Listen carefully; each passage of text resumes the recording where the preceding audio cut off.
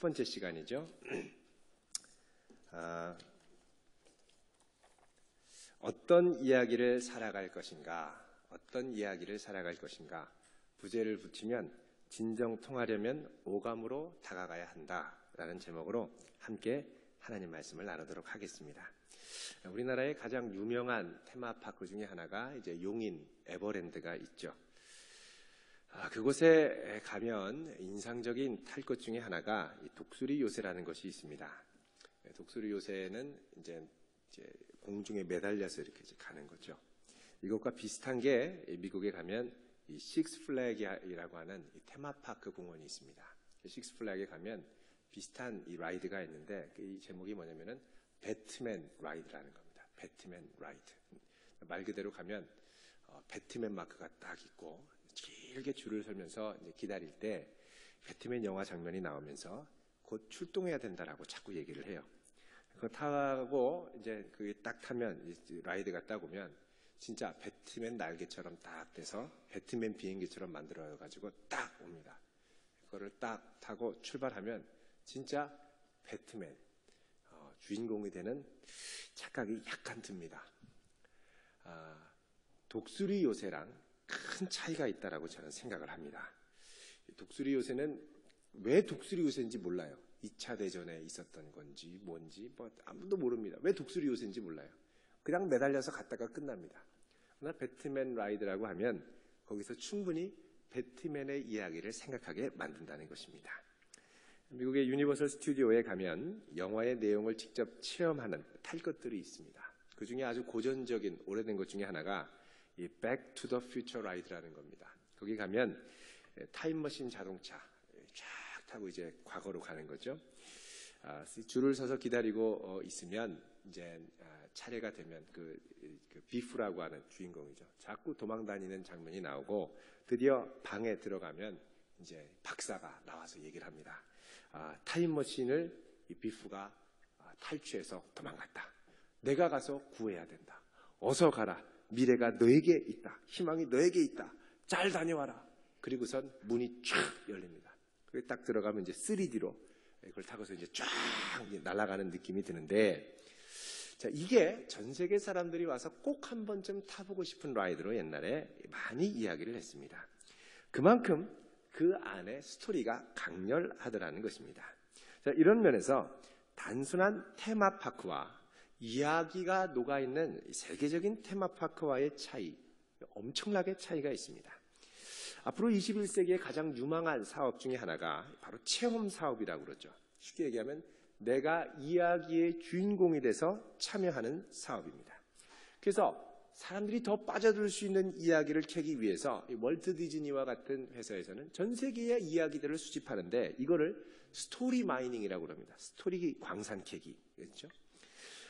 여러분, 교회 우리가 다닙니다만 좋은 교회란 어떤 교회입니까? 건물이 좋고 사람이 많고 다니는 그게 좋은 교회가 아닙니다. 진짜 좋은 교회는 어떤 교회냐? 예수님의 스토리가 많이 녹아있는 교회가 좋은 교회입니다. 그 교회 가면 예수님의 이야기를 늘 들을 수 있습니다. 예수님을 체험한 사람들의 간증을 늘 들을 수 있습니다. 그 사람들이 하는 이야기를 들어보면 오늘 당장 나도 예수님 손잡고 천국 갈 것 같습니다. 교회 성도들과 어울러 교제하다 보면 그 예수님의 이야기에 영향을 받고 나도 그 이야기에 참여하고 싶고 나도 그런 예수님을 경험하고 싶고 하여간 만나서 얘기하다 보면 예수님 이야기가 가득합니다. 이게 바로 좋은 교회라는 겁니다. 반면에 나쁜 교회는 어떤 교회냐? 예수님 이야기 없이 그냥 형식적으로 불평불만의 이야기가 가득한 교회가 나쁜 교회입니다. 여러분, 사람에게는 나름대로의 이야기 세계를 갖고 있습니다. 어릴 때의 경험을 통해 이야기를 형성하고 또 어릴 때부터 들었던 이야기가 내 세계관을 형성합니다. 모든 이야기의 표준이 되는 이야기가 있습니다. 이걸 뭐라고 그러냐면 메타 이야기, 메타 내러티브라고 그러죠. 모든 사건과 이야기를 해석하는 이야기, 아주 근원적인 이야기라는 것입니다. 우리 어린 자녀들에게 성경 이야기를 수십 번, 수백 번 많이 들려줘야 할 이유가 여기 있습니다. 왜요? 성경을 중심으로, 성경 이야기를 중심으로 세상을 해석하고 바라볼 수 있도록 하기 때문에 그렇습니다. 그렇지 않으면 내가 경험한 이야기, 내가 체험한 이야기로 세상과 가치와 모든 것들을 판단하기 때문에 잘못 나가기가 너무나 쉽다는 것입니다. 자, 우리 안에 형성된 이야기는 가치관과 윤리관과 세계관을 자리 잡게 하는데 이게 내 삶의 체험을 통해서 더 강화되거나 왜곡되기 시작합니다. 지난번에 일본에서 8명을 연속으로 칼로 찔러 죽인 살인을 저지른 청년이 붙잡혔습니다. 평소에는 아주 얌전했는데 이름이 가나가와 마사히로라고 하는 청년이었습니다. 이 경찰이 이 청년을 붙잡고 왜 이렇게 끔찍한 살인을 저질렀느냐 물어봤습니다. 물어봤더니 이 친구가 하는 얘기가 평소 이 게임기에 나오는 살인 장면들, 액션 장면들을 계속 오타쿠처럼 계속 앉아서 막 그 게임만 하다 보니까 나중에는 자기가 직접 그것을 리얼 액션으로 체험하고 싶더라는 것입니다. 경찰 진술에서 뭐라고 그랬냐? 나는 그저 이야기를 체험하고 싶었고 사람을 죽여보고 싶었고 그게 누구였는지는 나에게 전혀 문제가 되지 않았다. 이 사건으로 일본이 상당히 충격을 받았습니다. 사람을 죽이는데 왜 누가 죽었는지가 전혀 중요하지 않게 됐습니까? 이 게임기의 세계를 그대로 받아들여서 그래요. 죽은 사람은 게임기에 죽어야 할 사람 중에 하나밖에 되지 않았더라는 것입니다. 그러니까 게임기의 현실을 자기 현실로 뒤바꾼 거죠. 지난번에도 한국에서 이것과 비슷한 사건이 일어났습니다. 자기 친구를 잔인하게 막 칼로 찔러서 죽인 청년이 경찰에 붙잡혔는데 알고 보니까 어릴 때 이 친구라는 영화를 수없이 봤다는 거예요. 친구. 여러분 친구 내용 끝에 되면 어떻게 됩니까? 자기 친구를 무참히 찔러 죽이는 장면으로 끝납니다. 요즘 초등학생들이 납치되고 또 잔인하게 막 피해를 당하고 또 비 오는 날이면 막 한강에 검은 비닐루가 둥둥 떠다닌다고 그러죠.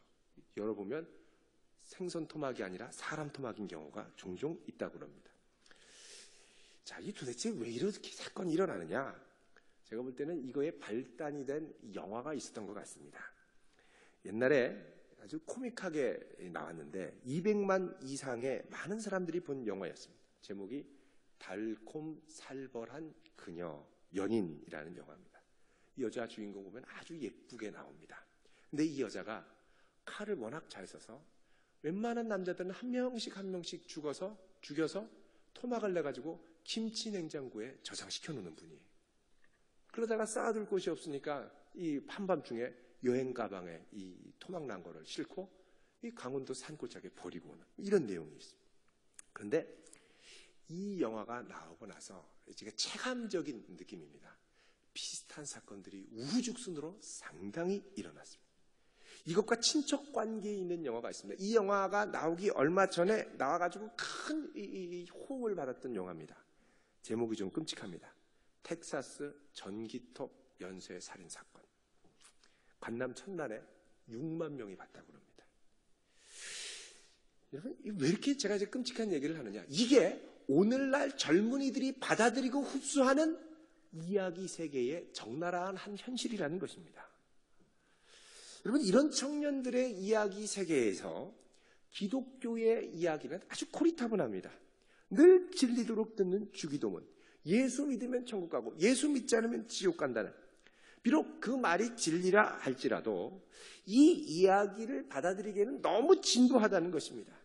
그래서 오늘날 젊은이들에게 다가가고 오늘날의 현대인들 또 젊은 부부들, 자녀들을 둔 젊은 부부들에게 다가가서 그리스도의 복음을 전하는 건 선교와도 같습니다. 전혀 다른 문화권, 성도들이 경험하는 날마다의 이야기 세계와 성도가 아닌 사람들이 경험하는 이야기 세계가 전혀 다르다는 것입니다.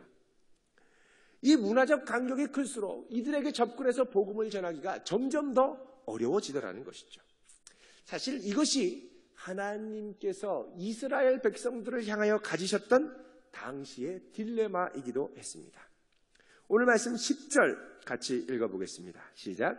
그가 세상에 계셨으며 세상은 그로 말미암아 지은 바 되었으되 세상이 그를 알지 못하였고. 자, 여기서 그는 누구냐?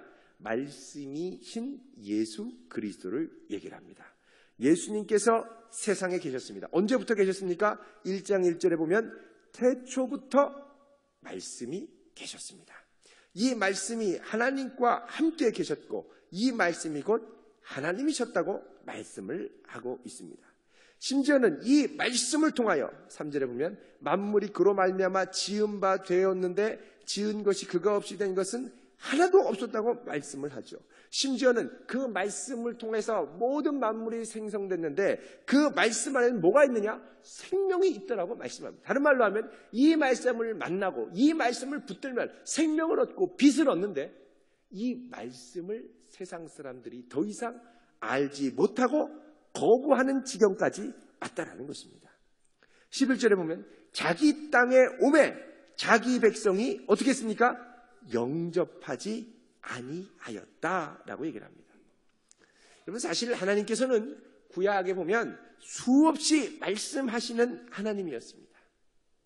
그런데 어둠 가운데 있는 사람들은 더 이상 하나님의 이야기에 귀를 막고 더욱더 마음을 닫고 주변에 있는 이방신의 이야기들에 푹 빠져듭니다.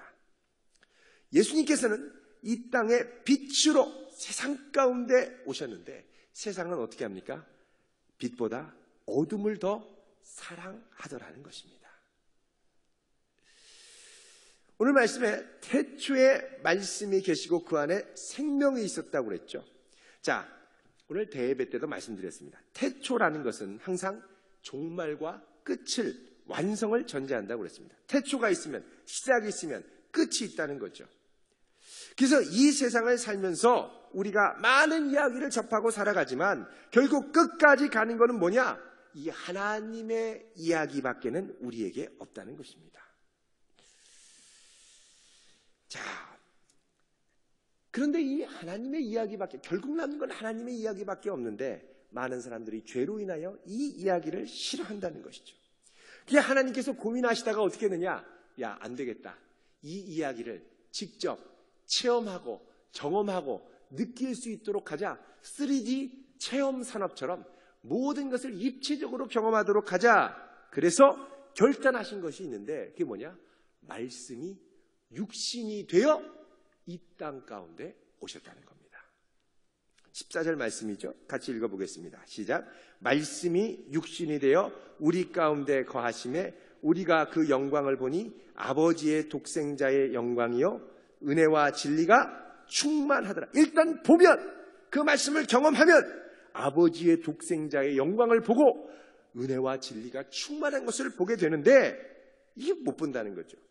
그래서 어떻게 했느냐? 말씀이 육신이 되어 우리 가운데 거했다는 것입니다. 자, 오늘 말씀에 말씀이 육신이 되어 거했다, 우리 가운데 거했다라는 건 특별한 의미를 갖습니다. 여기 거하셨다라는 이 스케노라고 하는 이 헬라어 단어는 영어로 해석하면 pitch a tent가 됩니다. pitch a tent. pitch라는 말은 텐트를 치다라는 말이죠. pitch a tent. 자, 텐트를 쳤다는 거예요. 말씀이 육신이 돼서 우리 가운데 텐트를 쳤다는 겁니다. 이게 뭐냐? 구약의 출애굽기를 배경으로 합니다. 구약에는 하나님께서 이스라엘 백성 가운데 성막을 짓게 하시고 성막을 다 짓고 나니까 그 가운데 영광의 구름으로 이스라엘 가운데 거하게 됐죠. 구름이 회막에 덮이고 성막에 덮이고 충만한 영광이 임했습니다. 이스라엘이 나아갈 때 그 구름 기둥이 함께했고 밤에는 불 기둥으로 함께하는 그 역사, 그런 역사가 우리 가운데 예수 그리스도를 통해 경험되게 되었다는 것입니다. 하나님께서 장막 가운데 거하셨습니다. 무슨 장막입니까? 육체의 장막을 입고 우리 가운데 오셔서 우리가 직접 만나고 우리가 직접 보고 우리가 직접 듣고 우리가 직접 경험할 수 있도록 예수 그리스도를 보내셨다는 겁니다. 흑암 가운데 있는 사람이 이 소리를 더 이상 듣기를 거부하니까 직접 친히 이곳에 오셔서 그분의 영광을 드러내셔서 나오기를 거리끼는 사람들로 친히 그 영광을 보고 만지고 느낄 수 있도록 하셨다는 겁니다. 이게 아주 혁명적인 발상의 전환입니다. 멀리 계신 하나님, 감히 가까이 나아가기 어려운 하나님, 늘 저 먼 곳에서 나를 째려보고 계신 하나님이 아니라 직접 오셔서 만지고 경험하고 느낄 수 있도록 하신 분이 바로 하나님의 역사라는 것입니다. 이제 우리 청년들 단기 선교 가죠. 여기에 선교에 중요한 정의가 있습니다. 선교는 뭐냐? 예수님의 임재를 보여주고 경험하도록 그들 가운데 장막을 치고 오는 작업입니다. 그들 가운데 성령이 거하시게, 예수님을 거하시게, 우리 안에 거하신 예수님과 함께 그들과 가서 함께 살고 오는 겁니다. 그들 중에 함께 주님을 보여주고 주님을 경험하게 하고 오는 것입니다. 그래서요, 선교 가면요, 그들처럼 먹고 그들처럼 자고 그들처럼 살아야 됩니다. 우리 자매들 많이 가시는데 가서 그들처럼 싸시기를 바랍니다. 막 선교 가면 막 화장실 막 한 3주 동안 안 가는 자매들도 있어요.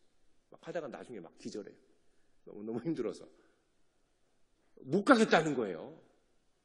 말씀이 육신이 되어 그들 가운데 거하시매 화장실 가운데도 가야 됩니다.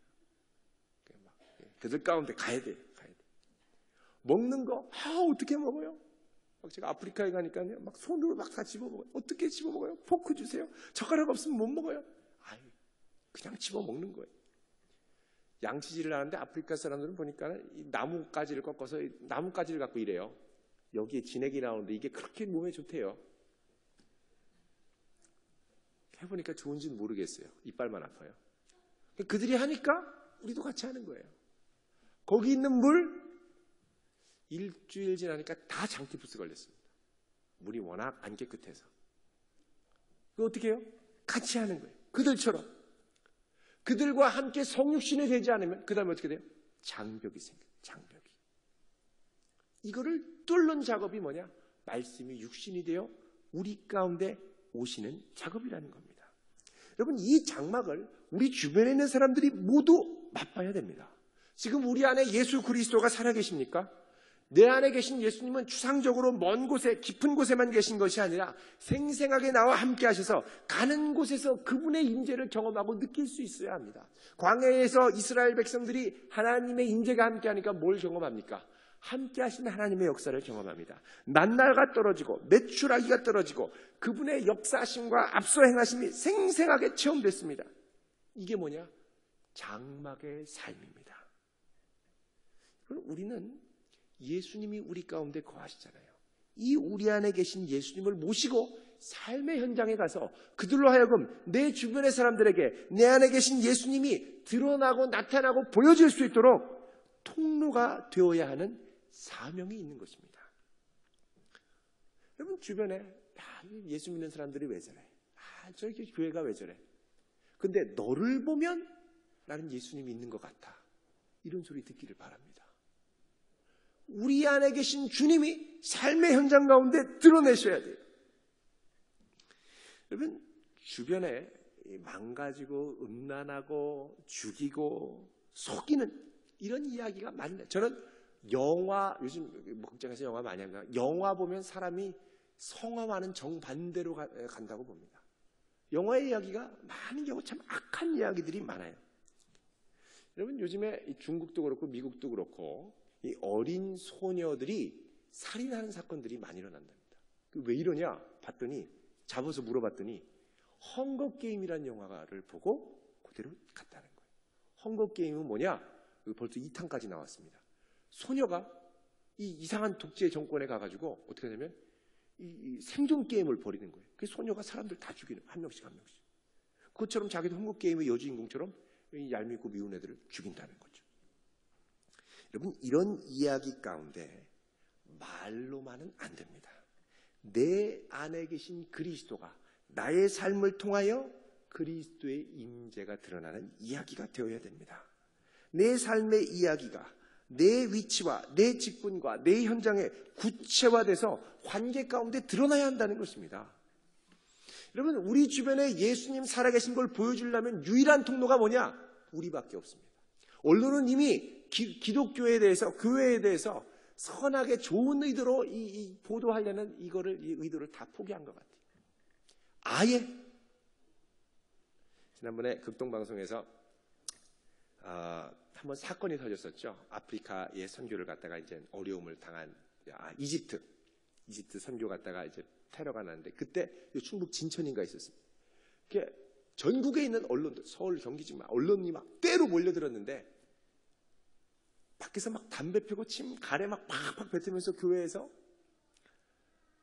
어떻게든 건수를 잡으려고 그냥 눈이 이글이글해가지고 잡으려고 막 덤벼드는 걸 보고 이 극동방송 PD가 갔다가 언론이 무섭다라는 걸 피부로 느끼고 왔습니다. 그러니까 뉴스가 될 것, 자극적인 것이 될 것, 이걸 통해서 사람들이 통쾌함을 느끼고 스트레스를 풀 수 있도록 만드는 것, 이거를 뉴스거리로 일부러 만들려고 한다는 것입니다. 그러니까 어떻게 해요? 마음에 평안이 없고 안정이 없고 기쁨이 없는 거죠. 기쁨이 없는 거죠. 여러분, 주님께서 말씀이 육신이 되어 우리 가운데 장막을 치신 것처럼 우리 안에 계신 그리스도를 통하여 우리도 우리 주변에 장막을 쳐야 합니다. 그럼 믿음의 자녀는 누굽니까? 오늘 말씀의 12절에 그러죠. 영접하는 자, 곧 그 이름을 믿는 자들에게는 어떤 권세가 있다고요? 하나님의 자녀가 되는 권세.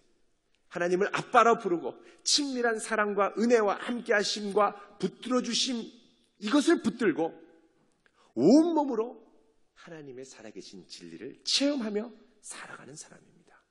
이것이 있을 때 우리 주변의 사람들이 변화를 받고 가치관이 바뀌기 시작합니다. 주님께서 오늘 이 시간 우리를 부르시는 줄로 믿습니다. 사랑하는 아들아, 사랑하는 딸아, 네가 나의 장막이 되어주지 않겠니? 그래서 너를 통하여 나의 영광을 드러내지 않겠니? 내가 있는 캠퍼스에, 삶의 현장에, 직장에 아름다운 그리스도의 이야기가 너를 통해 드러나기를 원하지 않니? 여러분, 이런 데 쓰임 받으시길 축원드립니다.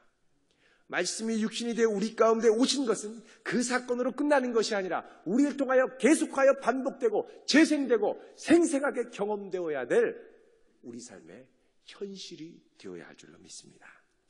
기도드리겠습니다. 거룩하신 하나님, 우리를 주님의 성전으로 불러주심을